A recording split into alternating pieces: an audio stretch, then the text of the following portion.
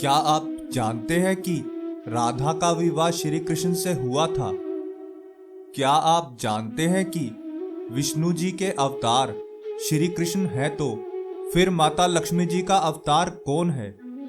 राधा रानी है या माता रुक्मणी?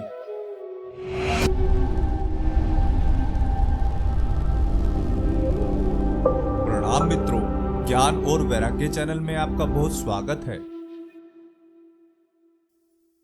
आज मैं आप सभी के लिए लेकर आया हूं एक ऐसी रहस्यमयी अद्भुत जानकारी जिसे सुनकर आप भी चौंक जाएंगे। आप सभी ने यह बात सुनी होगी कि श्री राधा रानी जी श्री कृष्ण की प्रेमिका थी, वहीं माता रुक्मणी श्री कृष्ण की पत्नी थी। राधा और रुक्मणी दोनों को ही माता लक्ष्मी का अंश माना जाता है। कई धर्म ग्रंथों में माता रुक्मणी का जन्म गर्भ से होने से उन्हें दैहिक महालक्ष्मी, तो श्री राधा रानी का जन्म दिव्य अलौकिक होने से उन्हें आत्मिक लक्ष्मी के रूप में वर्णन किया गया है। रुक्मणी का जन्म जरूर विदर्भ के एक साधारण से राजा भीष्मक के यहाँ हुआ था। रुक्मणी ने माता के कोख से जन्म लिया था।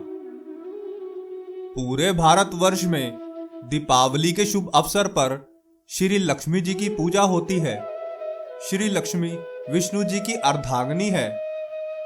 विष्णु जी जगत के कल्याण के लिए कभी श्री कृष्ण तो कभी श्री राम के रूप में अवतार लिए।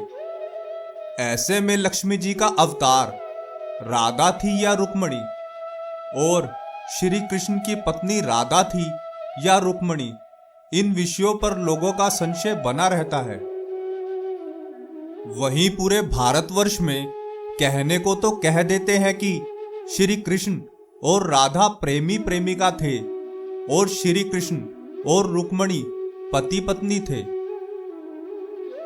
श्री कृष्ण ने राधा रानी के साथ सत्य प्रेम के वास्तविक स्वरूप को प्रत्यक्ष किया, तो वहीं श्री कृष्ण ने रुक्मणी के साथ गृहस्थ जीवन की जिम्मेदारियों को निभाना सिखाया। पर रुक्मणी की जगह श्री राधे कृष्ण के स्वरूप की पूजा अर्चना आज भी संपूर्ण भारत में प्रचलित है। यहां तक कि श्री कृष्ण के नाम के आगे आज भी श्री राधे का नाम लेते हुए कहा जाता है राधे कृष्ण। माता रुक्मणी विदर्भ के राजा भीष्मक की पुत्री थी, ऐसा महाभारत में उल्लेखित है। रुक्मणी जी को श्री कृष्ण से प्रेम हो गया था।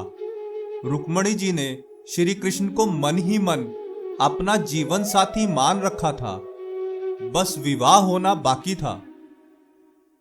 उधर रुक्मणी के बड़े भाई रुकु यह बिल्कुल भी नहीं चाहते थे कि रुक्मणी का विवाह श्री कृष्ण से हो, क्योंकि श्री कृष्ण ने कंस का वध किया था और कंस रुकु के ज्येष्ठ भ्राता थे। रुकु चाहते थे कि रुक्मणी और शिशुपाल आपस में विवाह के बंधन में बंधे। श्री कृष्ण ने रुक्मणी का हरण कर विवाह रचाया था।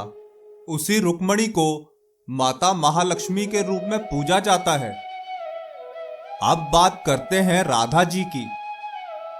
कहीं कहीं पर बतलाया जाता है कि श्री कृष्ण का विवाह राधा से हुआ था, तो इस रहस्य को विस्तार से जानने के लिए हमें श्री राधा रानी जी के पूर्व के जन्म अर्थात त्रेता युग में जाना पड़ेगा। आप सभी ने रामायण तो देखी होगी, जिसमें माता सीता का अपहरण रावण ने किया था। भगवान राम का वनवास जाना तो पहले से ही तय था। कैकेयी तो बस निमित्त बनी उस होनी को घटित होने के लिए। सोचिए जरा, अगर भगवान श्री राम जी को वनवास ना हुआ होता तो रावण जैसे दुष्ट पापी राक्षस का वध कैसे होता?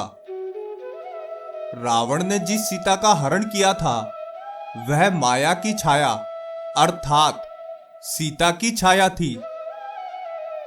सीता का अपहरण होने से पहले प्रभु श्री राम के द्वारा असली सीता को अग्नि में प्रवेश करवा दिया गया था और अग्नि से माया की छाया से बनी नकली सीता बाहर आई थी। माया की छाया से बनी नकली सीता का ही हरण रावण ने किया था। आपने यह कथा सुनी होगी कि लंका से लौटने के बाद सीता की अग्नि परीक्षा ली गई। दरअसल प्रभु श्री राम ने माया की छाया से बनी नकली सीता से कहा कि अब तुम्हारा किरदार यहां खत्म हुआ, अब तुम वापस अग्नि में प्रवेश कर जाओ। अब असली सीता का किरदार यहां से पुनः शुरू होगा।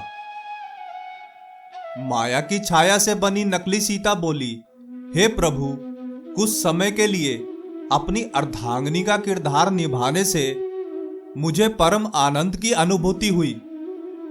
सचमुच में आपका साथ निभाने का सौभाग्य प्राप्त होता तब मैं तो धन्य हो जाती प्रभु।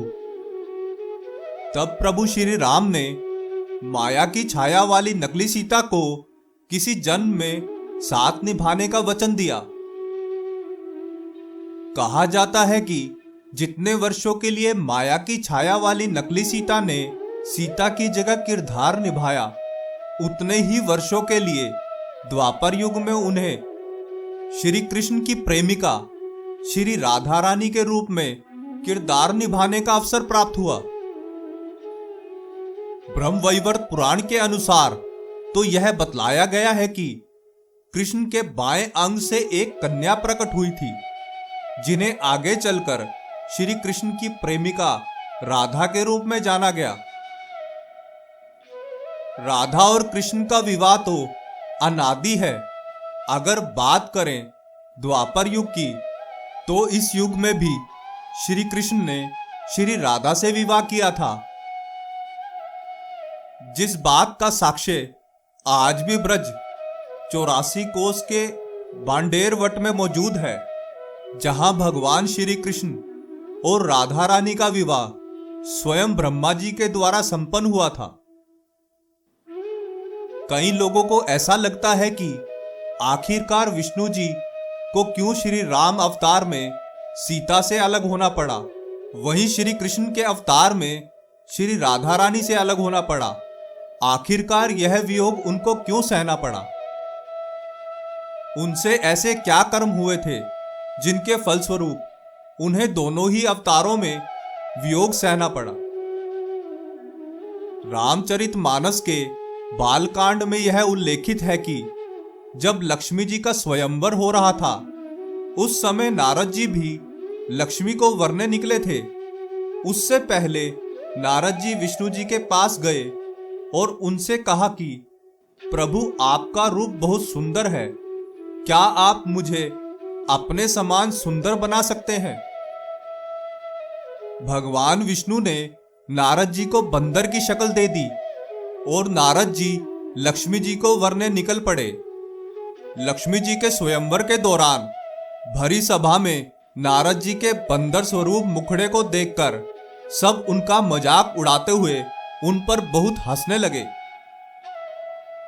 तब नारद जी ने विष्णु जी को श्राप दिया कि जिस तरह आपकी वजह से मेरी मनपसंद स्त्री से विवाह करने की अभिलाषा मन में ही दबी रह गई, बिल्कुल उसी तरह आपको भी वह दुख, वह पीड़ा सहनी होगी। जिसके ही फलस्वरूप विष्णु जी ने जब राम अवतार लिया तो सीता का वियोग सहना पड़ा। वहीं जब विष्णु जी ने कृष्ण अवतार लिया तो श्री राधा जी के साथ वियोग सहना पड़ा। आशा करते हैं कि हमारी प्रस्तुति आपको काफी पसंद आई होगी। आपसे अनुरोध है कि आप इस वीडियो को ज्यादा से ज्यादा लोगों तक पहुंचाने के लिए लाइक, शेयर और सब्सक्राइब करें। धन्यवाद।